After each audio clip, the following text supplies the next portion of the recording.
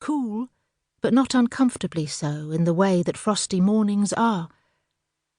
The air tingled against the skin, fizzed its way down to the lungs.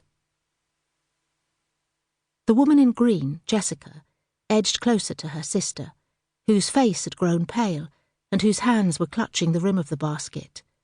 Her eyes, staring directly down at the water's surface, were wide with wonder. Jessica was suddenly disturbed by the most alarming thought, that her sister might be about to jump out. A short while later, she was to think it might have been better if both of them had jumped, that 1 or 2 petrifying seconds and a painful encounter with the water's surface wouldn't have been so bad. The cool, choking blackness might have finished them off, but equally might have buoyed them up and carried them to shore. Had they leapt at that point, they might both have lived. "Isn't it fabulous?" she said, because she'd learned a long time ago that distraction could sometimes halt a reckless course of action on her sister's part. "Are you enjoying it? I can't believe we never did this before." Isabel smiled but said nothing, because a reply would have been pointless. She was clearly besotted with the whole experience. "It's gorgeous, isn't it? Look at those colours." Still no reply. But Jessica had the satisfaction of seeing her sister lift her head and beam at the trees growing right to the edge of the water.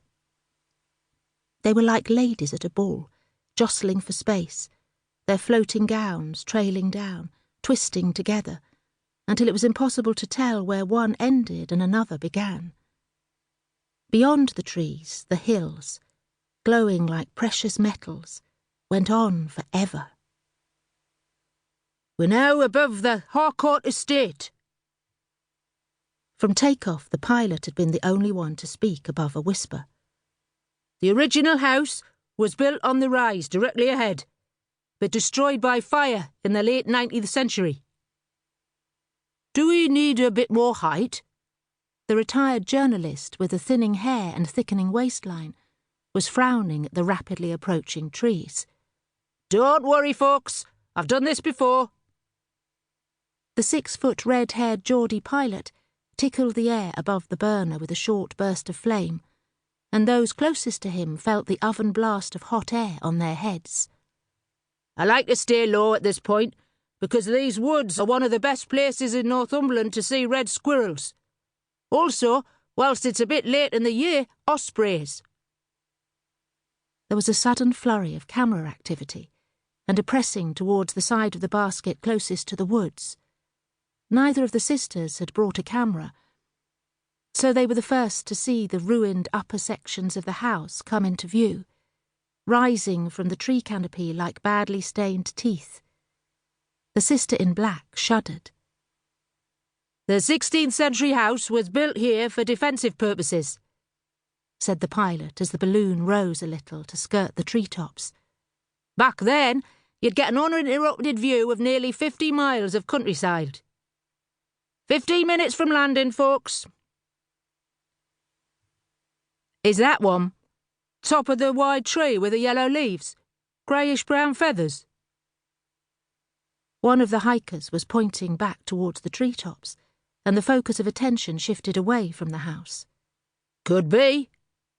The pilot raised his binoculars, turning his back on the direction of travel. "There's someone down there." "Where? In the woods?" Jessica followed her sister's gaze, but her own eyesight had never been as good. Isabel's hearing was better too, and she had always been the first to pick up scents, to detect the strange flavours in food, as though she were the sharper, clearer forged of the two. "Behind the house?" Jessica stood on tiptoe. Over her sister's shoulder she could see the great gaping holes in the roof, the collapsing walls. "A girl! Running!" Low enough to make out tiny pillows of moss and broken roof slates, the balloon passed over the house. The pilot, distracted by his attempt to spot an osprey, had allowed them to fall lower still.